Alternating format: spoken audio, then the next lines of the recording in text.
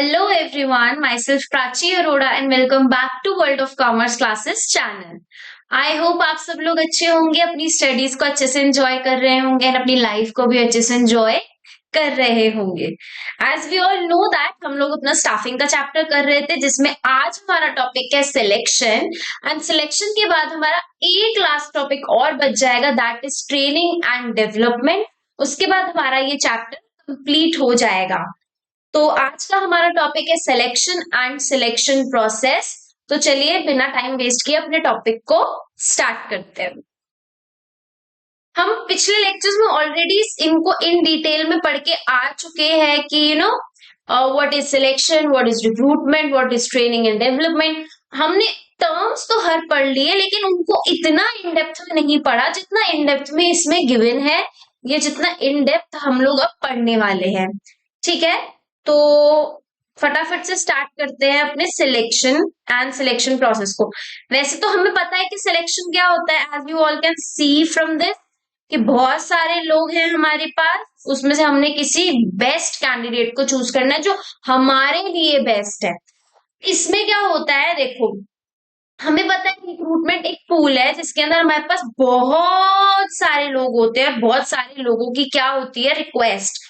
Suppose मुझे जरूरत तो है 5 लोगों की, आई नीड ओनली 5 पीपल, लेकिन मेरे पास रिक्वेस्ट आई है 200 लोगों की। कितनी रिक्वेस्ट आई है, 200 लोगों की, राइट। 200 पीपल की मेरे पास क्या है, रिक्वेस्ट है। अब क्या हो रहा है, मुझे चूज करने 5 रिक्वायर और मेरे पास रिक्वेस्ट कितनी आई है, 200।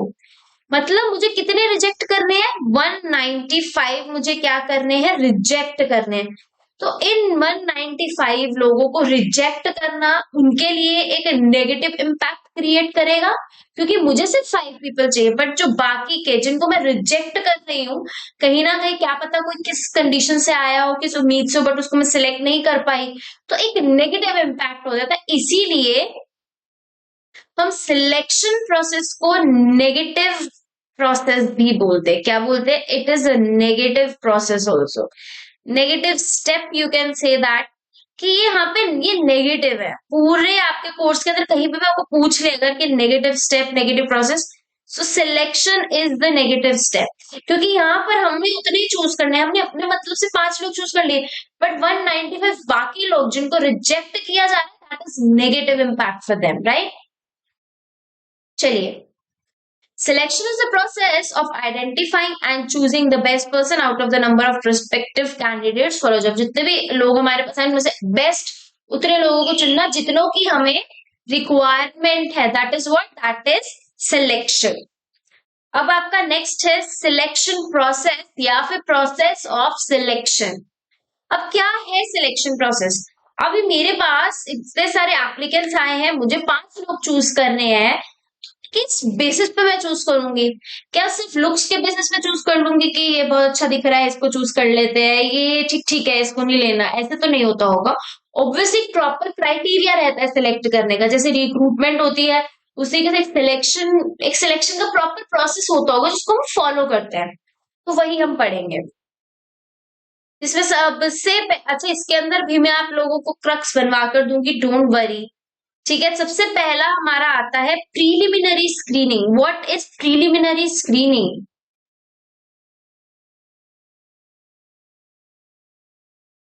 चलिए व्हाट इज प्रीलिमिनरी स्क्रीनिंग। अब क्या आप इसमें स्क्रीनिंग कर रहे हैं, yes may be you can say that. Preliminary screening helps manager eliminate the qualified or unfit job seeker based on the information supplied in the application forms।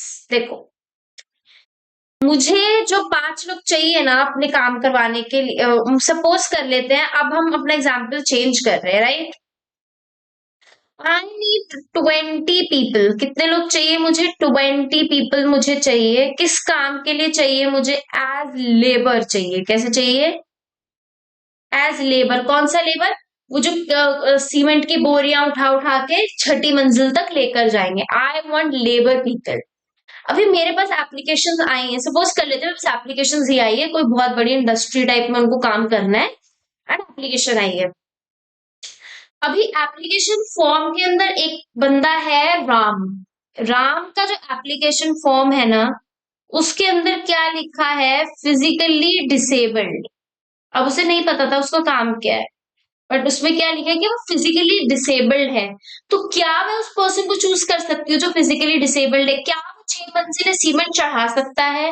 No, it is not possible. तो मैं वहीं से reject करती हूँ, क्योंकि वो मेरी job के लिए क्या है, अनफिट है। वो इस जॉब में फिट नहीं बैठेगा। और अगर हाँ कोई अकाउंटेंसी का काम होता, कोई बिल्स बनाने का काम होता, डेफिनेटली मैं उसको रख सकती थी। लेकिन यहाँ पे काम है लेबर का, और वो इस काम के लिए अनफिट है। ये हो गया अपना। नेक्स्ट स्टेप इज कोई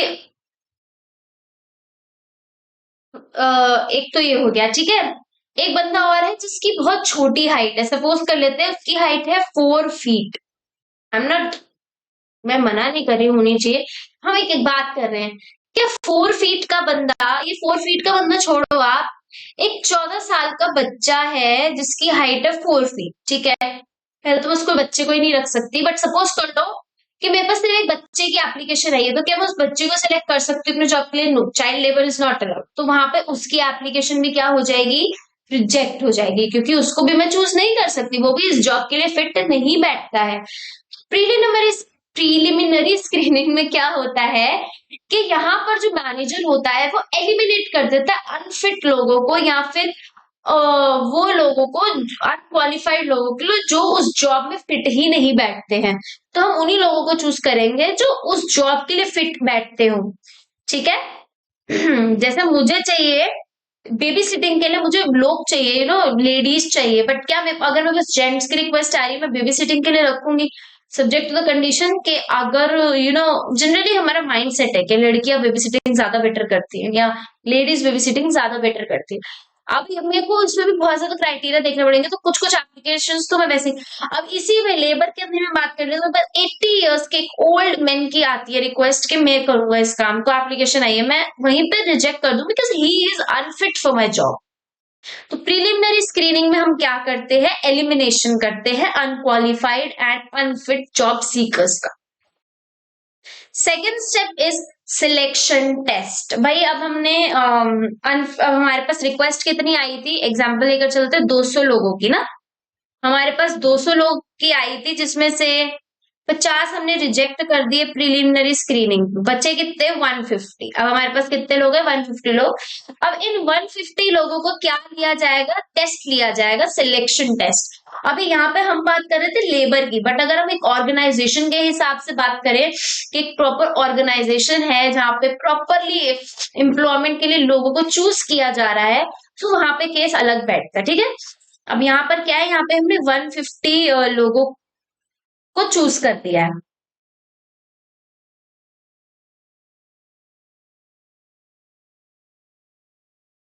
सेकेंड,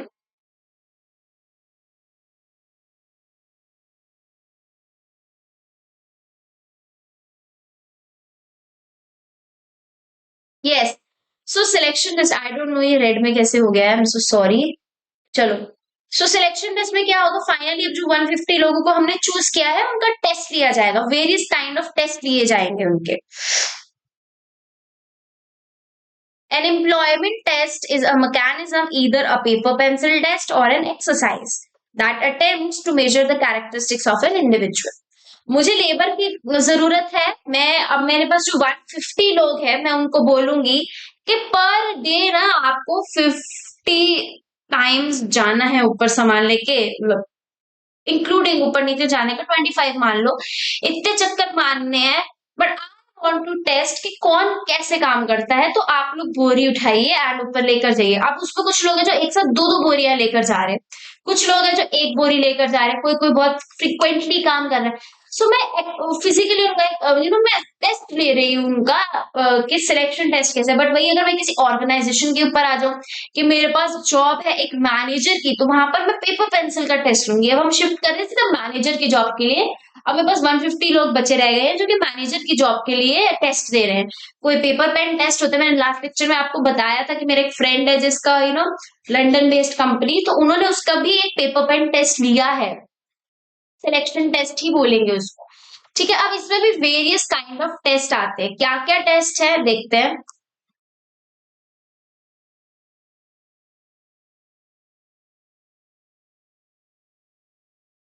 देखिए, टेस्ट लिए जाते हैं कि बंदा अभी बस टेस्ट से कहते हैं ना, पता लग जाता है कितनी तैयारी है उस बंदे की, वो कितना परफॉर्म कर सकता है। तो सबसे पहला टेस्ट है इंटेलिजेंस टेस्ट। क्या है? Intelligence test. Now what is intelligence test? इसके अंदर हम मेजर करेंगे कि उस बंदे का आईक्यू कैसा है। Check IQ level, level of intelligence test किया जाएगा कि भाई उस बंदे का कितना दिमाग है, कितना शातिर दिमाग है, कितना दिमाग वो अपना, कितना माइंड उसका अपना एक्सपैंड कर सकता है। सो दैट इज व्हाट, अब उसका आईक्यू लेवल चेक किया जाएगा। Second is aptitude test. Aptitude test में क्या है? It measures individual potential for learning new skills, कि बंदा कितनी ज्यादा नई चीजें सीख सकता है। अब वो आप ऐसे ट्रिक, उससे मैं फेस टू फेस पूछ रही हूँ, अच्छा अगर आप ऐसे करोगे तो ये ऐसे करोगे, ऐसे नहीं।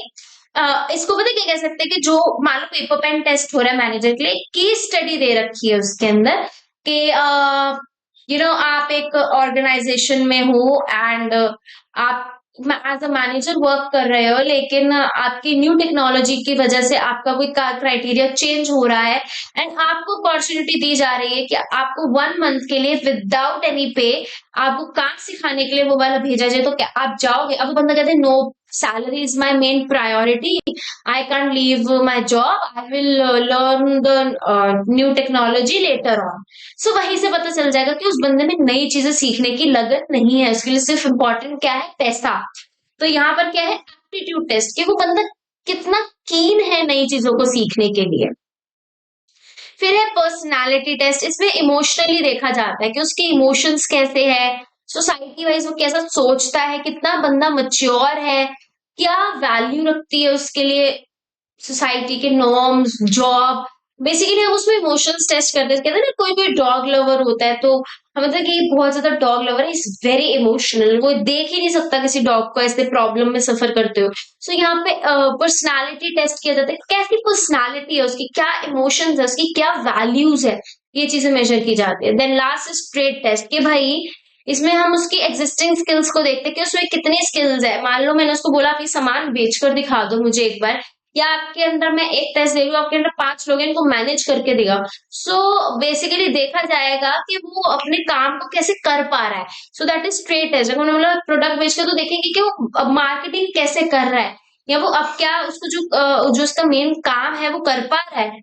दे measure the level of knowledge and proficiency in the area of profession, जो उनको ऑलरेडी पता है जिन चीजों के बारे में, उसी के अंदर उनका टेस्ट लिया जाता है। फाइनली जब हमने उनके फाइनली सारे टेस्ट ले लिए, अब 150 लोग थे मेरे पास जो टेस्ट के क्राइटेरिया में गए, ठीक है ना। आउट ऑफ दोज 150 पीपल, अब टेस्ट के अंदर आधे लोग तो ऐसे ही फेल हो गए। मेरे पास बचे कितने लोग अब? 70। मुझे रिक्वायरमेंट कितने लोगों की है? सिर्फ 10 लोगों की। इस केस में सिर्फ 10 लोगों की या 5 लोगों की रिक्वायरमेंट है। बचे कितने हैं मेरे पास? 70 लोग। बाकी लोग इस राउंड के अंदर फेल हो गए। अब क्या होगा? एम्प्लॉयमेंट पर्सनल इंटरव्यू देखते हो कई बार कि आईएएस आईपीएस के रिटन एग्जाम्स क्लियर हो जाते हैं, बट कई बार ओरल इंटरव्यू में बच्चा रह जाता है क्योंकि वो टैकल नहीं कर पाता उस चीज को, है ना। यहाँ पर भी अब वही होगा कि अब उसका पर्सनल इंटरव्यू लिया जाएगा, उससे बातचीत करी जाएगी कि भाई उससे हम फेस टू फेस कॉन्वर्सेशन करेंगे। प्रॉपर एक बेंच बैठा होगा जो प्रॉपर क्वेश्चनिंग कर रहा होगा। भाई मैनेजर की जॉब के लिए अगर मैं किसी को चूज कर रही हूँ, ऐसे तो नहीं करूंगी ना। प्रॉपर टेस्ट इंटरव्यू लिया जाएगा उसका। Interview is a formal in-depth conversation conducted to evaluate applicants' suitability for the job, like way of talking, his interest, presence of mind. कि मतलब कैसे बात कर रहा है वो। अगर अभी से कोई मैं उससे पूछ रही हूँ, what is your name? My name is, what is your name? My name is, what is your name? My name is Ramu. ऐसे कोई बोलेगा मैं उसको वहीं रिजेक्ट कर दूंगी because he is not suitable for my job. And when I ask, what is your name? My name is Ramu. What is your age? My age is 25. This is the confidence we need, right? तो उसमें हम देखते हैं अगर मैंने उसको पूछा, अच्छा अगर आपको इतने रुपए दिए जाए और आपसे पूछा जाए कि आप उसको कैसे यूटिलाइज करोगे, and he will say I will utilize it like this this this. So I will try to understand the presence of mind of that person, उसका इंटरेस्ट कहाँ जाता है ये जानूंगी। अच्छा आपको किस चीज चीज में इंटरेस्ट है, वो बोलेगा कि मुझे इंटरेस्ट है पैसा कमाने में, अरे यार ऑर्गेनाइजेशन गोल पे तो ध्यान ही नहीं देगा, उसका इंटरेस्ट ही पैसा कमाना है, वहीं से रिजेक्ट हो जाएगा। पर्सनल इंटरव्यू में उसका पूरा ओवरऑल उसके बारे में जानूंगी कि वो बंदा कैसा है, बात कैसे करता है, उसका दिमाग कैसे चलता है, उसका इंटरेस्ट किस चीज के अंदर है। पर्सनल इंटरव्यू, और यहाँ इंटरव्यू पे रामू रामू अच्छे अच्छे लोग। 70 के बाद कितने लोग रह गए यहाँ पे, केवल मेरे पास रह गए पर्सनल इंटरव्यू के बाद 50 लोग। कितने रह गए, 50 लोग रह गए। ठीक है, अब आ जाता है, और उन 50 लोगों को तो रख नहीं सकते, जरूरत है 10 लोगों की। अब होगी reference and background checks. Now what is reference and background check. अब जो भी लोग मेरे पास आए हैं जिनकी रिक्वेस्ट है, वो कहीं ना कहीं से तो काम करके आए होंगे, और उसके बारे में उनको मेंशन भी करना पड़ेगा कि आप पहले रिलायंस में काम करके आए, टाटा में काम करके। ऐसी क्या वजह है जो आप वहां से शिफ्ट होकर ही आए, क्या ये बंदा उस कंपनी में फ्रॉड तो नहीं करके आया और इसलिए हमारी कंपनी में आना चाह रहा, क्या ये बंदा उस कंपनी में कोई डेफेमेशन तो नहीं कर, क्या कोई डेफेमेशन तो नहीं हो रखी इस बंदे के खिलाफ, कहीं ये बंदा क्रिमिनल क्राइम के अंदर तो एसोसिएटेड नहीं है ना। सो ऐसा होता है जब आप बड़ी बड़ी अच्छी अच्छी पोस्ट पे लगते हैं ना, तो आप को पेनल्टीज भी, कई बार ऐसा काम हो जाता है जिसमें आपको पेनलाइज कर दिया जाता है, या फिर आप पेनल्टीज लगा दी जाती है, आपको जेल भी जाना जा सकता है जब आप कोई गलत काम कराते हैं। तो अब ये चीजें चेक करी जाएंगी आपकी प्रीवियस कंपनी से। हम फोन करके, अच्छा मेरे पास ना, हेलो सर, हाँ जी, मेरे पास रामू की रिक्वेस्ट आई है, दिस पर्सन, इसने आपकी कंपनी में ये काम किया था, क्या आप मुझे एक बारे में इसके बारे में मुझे डिटेल दे सकते हैं। फिर उनसे, हाँ he is a very nice person, उसको ऐसे रोल आउट करना था इसलिए उसने शिफ्ट किया है, okay I select him. Hello sir, आपकी कंपनी से शामू की रिक्वेस्ट है। नो नो नो, उसने बहुत लॉस किया कंपनी का, उसने तो ऐसे ऐसे किया, उसका इसकी हिस्ट्री रही है कि उसने गलत काम किया, तो मैं उसको सिलेक्ट नहीं करूंगी। सो यार रेफरेंस है, उसका बैकग्राउंड चेक किया जाएगा प्रीवियस कंपनीज के साथ कांटेक्ट करके कि वो बंदा कैसा है। इस टेस्ट में क्या रहेगा, फाइनली इन 50 में से केवल कितने बचे रह जाएंगे, 20 लोग रह जाएंगे यहाँ पर। बैकग्राउंड वगैरह चेक करने के बाद कितने लोग रह गए, मेरे पास केवल 20 लोग रह गए। Many employers request names address telephone numbers of the reference of the, हम रिक्वेस्ट करते कि आप अपनी पुरानी कंपनी के बारे में डिटेल्स दीजिएगा, तो ताकि वो क्या कर सके, वेरीफाई कर सके। Next is selection decision. क्या होगा, अब यहाँ पर सिलेक्शन का डिसीजन लिया जाएगा। फाइनली क्या भैया, अब हमारे पास कितने लोग रह गए, 20 लोग रह गए। Selection decision. The final decision has to be made from among the candidate who pass the test, interviews and reference check. जिन्होंने फाइनली इन चीजों को पास कर लिया, उसके बाद एक फाइनल डिसीजन ले लिया जाएगा। कितने लोग रह गए, 20 लोग रह गए मेरे पास। After the selection decision and before the job offer is made, remember this line, decision तो ले लिया लेकिन अभी जॉब ऑफर नहीं दी, अभी क्या करनी है, देनी है job. The candidate is required to go fitness test. पता चले कोई पर्सन मेरे पास आया है, वो 20 लोग मेरे पास जो रह गए हैं, क्या पता उन 20 में से किसी को कोई स्प्रेडेबल डिजीज हो, कोविड हो। हम उसी टाइम की बात करें तो कोविड हो सकता है ना उस पर्सन को। जब लॉकडाउन हट गया तो उसके बाद लोग जा रहे थे काम पे, उसमें भी तब भी कोविड आ जा रहा था, राइट। तो चेक करेंगे कि उस पर्सन को कोविड तो नहीं है, एग्जाम्पल, या उसको कोई फिजिकल इंटरनल प्रॉब्लम नहीं है, तो उसका मेडिकल टेस्ट लिया जाएगा। अब ऐसे मेडिकल टेस्ट में पता चला कि किसी की एक टांग ऑपरेटेड है, वो तो लेबर का काम नहीं कर सकता, मैं शफल कर रही हूँ अपने एग्जाम्पल्स, राइट। सो मैनेजर की जॉब के लिए अगर मैं बात करूँ तो पता चलेगा कि उसको तो मेंटल डिसऑर्डर्स है, वो स्प्लिट पर्सनालिटी है उसकी, तो मैं उसको चूज नहीं कर सकती। तो यहाँ पे फाइनली मेडिकल एग्जामिनेशन के पास मेरे पास कितने लोग रह गए, 10 पीपल, जिनकी मुझे क्या थी, रिक्वायरमेंट थी। अब इन 10 लोगों को मैं क्या दे दूंगी, ऑफर लेटर दे दूंगी। That is what offer letter, job offer मतलब ऑफर लेटर इन लोगों को दे दिया जाए कि you are finally selected, you 10 guys are the next employees of my company, we welcome you। ठीक है, तो क्या हो रहा है यहाँ पे, नेक्स्ट स्टेप क्या है कि उन्हें जॉब ऑफर देनी जा रही है, जिन्होंने सारे हर्डल, सारी मुश्किलों को पार कर लिया। अब वो जॉब ऑफर को एक्सेप्ट करके एक्सेप्टेंस लेते हैं नहीं लेते, वो तो डिपेंड करता है बाद में, कहे नहीं मैं तो ऐसे मजे के लिए दे रहा था, मुझे आपकी कंपनी में जॉब नहीं करनी। ऐसा भी हो सकता है, कई लोग हो सकते हैं। सो ऐसा भी हो सकता है। Finally contract of employment, last step क्या देता है, contract of employment. Now what is contract of employment, देखिए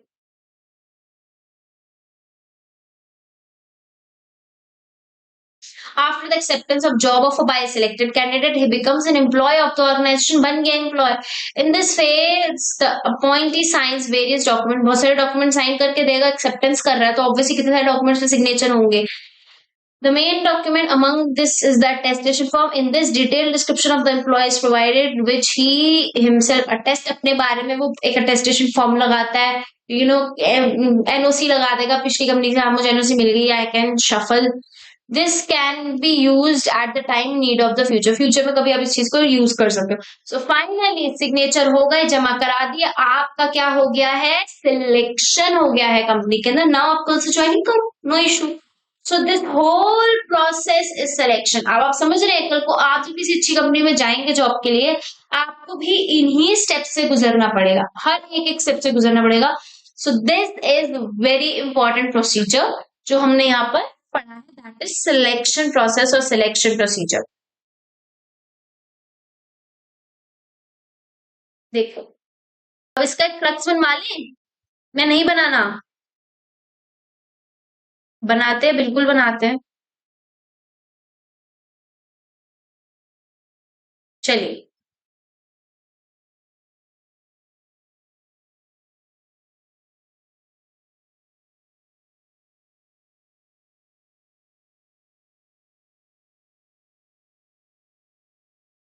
लिखिए क्रक्स. किसका? सिलेक्शन प्रोसेस का. मेरी राइटिंग बहुत गंदी आती है, बट वैसे मेरी राइटिंग ऑनेस्टली बहुत अच्छी है. ओके चलिए, सबसे पहला क्या होगा, फिट एंड अनफिट लोगों को देखा जाएगा. अनफिट लोगों को देखा जाएगा एंड इनको क्या कर दिया जाएगा, एलिमिनेट. क्या कर दिया जाएगा, इनको एलिमिनेट कर दिया जाएगा. आप लोगों को पूरा नहीं दिख रहा है ये. चलिए फिर उसके बाद फाइनली हमने देखा यहाँ पर मेरे पास कितने लोगों की रिक्वेस्ट आई है, यहाँ पर मेरे पास आई है 200 लोगों की रिक्वेस्ट, और मुझे रिक्वायर्ड कितने हैं, 10 लोगों की रिक्वायरमेंट है मुझे. ठीक है, 200 लोगों की मेरे पास आई है रिक्वेस्ट. चलो सेकेंड स्टेप पे क्या हो जाता है, मैं उनके क्या लूंगी, बहुत सारे टेस्ट लूंगी. रिटन हो सकता है, एक्सरसाइज में भी हो सकता है, मतलब फिजिकल भी हो सकता है. चलो टेस्ट भी ले लिया, और टेस्ट के बाद मेरे पास कितने रह गए, 100 लोग बचे रह गए. थर्ड नंबर पे मैं क्या करूंगी, उनका इंटरव्यू लूंगी.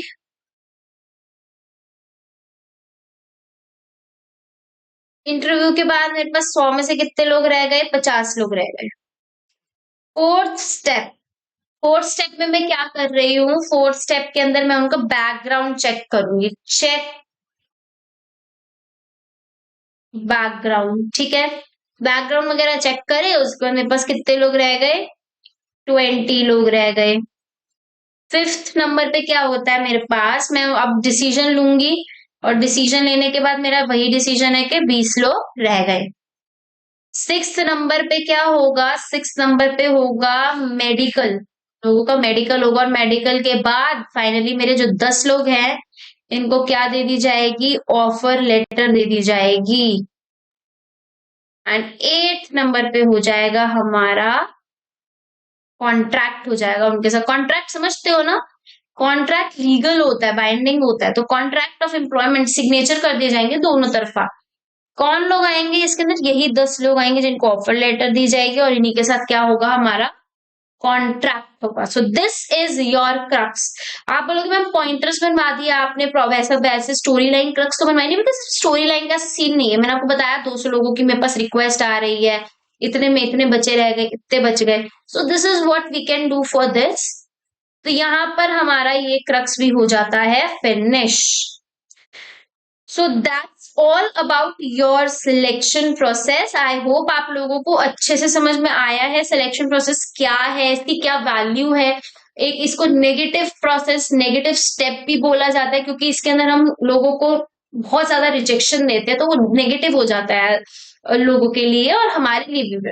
So that's all about selection process. I hope you enjoyed the today's lecture. Don't forget to subscribe World of Commerce classes. See you in the next class. This side Prachi signing off. Bye.